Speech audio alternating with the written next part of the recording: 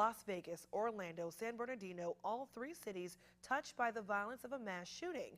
Being prepared to respond to something like that is why New Hanover County held an active shooter drill tonight. WWY's Kirsten Gutierrez joins us now in the studio with more. So Kirsten, who was there, and talk about the drill? Just how real was it?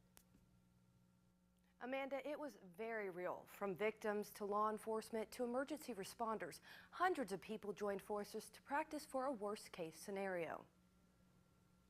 Having multiple injuries in the hallway during the drill. What looks like a terrifying situation is just practice for what could happen in real life. It's one thing to talk and plan it on paper. It's another thing to actually get out here and to start counting heads as to how many people are here and where they're not in some places. An active shooter drill at the new-hanover-county-government-center. All of our training we try to make as realistic as we possibly can, because if we can get that heart rate going up and it's real, the loud bangs, you know, it better trains you for reality. The exercise even had its own scenario. A man was fired from the county, got upset, came back to the center with a gun and began shooting. It's a worst-case scenario that sheds light on what the county can handle. We really start examining those details, what we would need to do and where we would need to operate from. And I know that there's a plan there, but this will help in real time, you know, flesh that out. From tracking down the shooter to helping the victims, examining the crime, and even a mock press interview. It was a night full of learning opportunities. From the beginning, we said, okay, I see where we made a mistake here.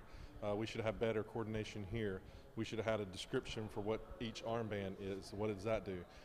And that slows things up, and that's where you learn from it. Communications, so many different people coming together.